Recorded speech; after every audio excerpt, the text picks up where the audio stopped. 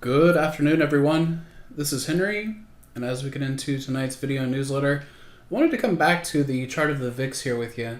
This was the chart that we reviewed last week, and I think I gave it, kind of like not a crashy title, but one that fits some of that bill, simply because I wanted to get your attention, and because I think I have a chart that is really worth your time.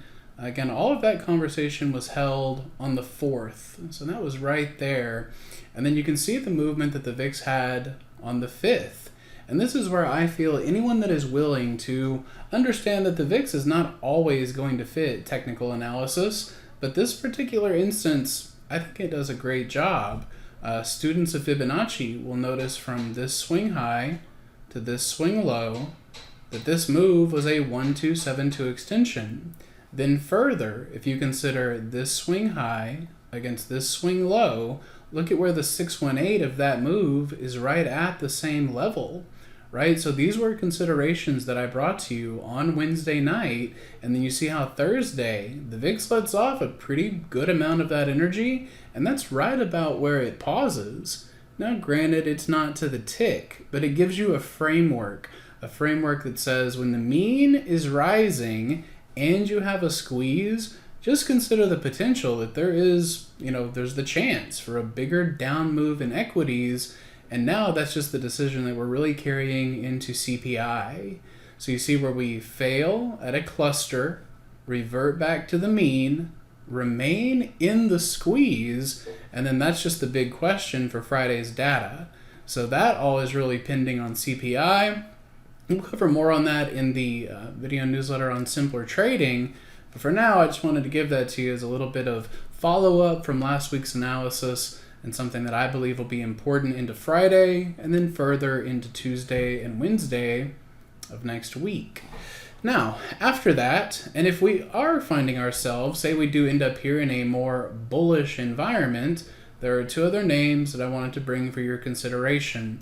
And I don't know if tomorrow and Friday will be the perfect time to buy these. I really think it's a window of time to begin considering it and for a bullish move to set up into earnings, right? So another spot where I want you to be able to walk away from these video newsletters, not with just something that's something I'm going to be trying to buy, but again, a framework that says this was the two closes above the 21 EMA. Then today we pulled back to the 21 EMA, and that's exactly where you went bid. So as long as we are in a squeeze and continue to go bid at the 21 EMA, I would like to see that moving average start to rise, and I think you could take something into 360 or 370 before those numbers play out, right? Playing it into the anticipation of earnings rather on earnings themselves, and I think that could be a very good setup. So that's one that lends itself to calls if you want to go out into the earnings series. It also lends itself to calendars and diagonals if you want to pair some of the shorter dated options against it, and then adding Home Depot to this list as well. So I showed you in that chart of the VIX where it respected its 618 retracement. Look at this 618 retracement in Home Depot. Swing high to swing low, and you just can't tell me that there's not other Fibonacci analysts, or be it a self-fulfilling prophecy, whatever, the 618 has been resistance. So that's the spot you've been failing from, but then you've been going bid at rising moving averages. So same logic, Home Depot down at 378 tomorrow, that'd be a considerable down day, right? Especially after just covering it with you for its bullish nature. But we want to buy pullbacks into a rising 21 EMA into that earnings report.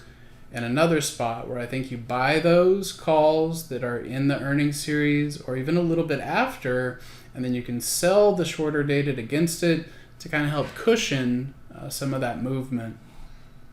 So I hope that helps, gives you some ideas, a couple of important things to follow as we get into CPI. Y'all have a great night. We got a lot more to cover over in the members video newsletter.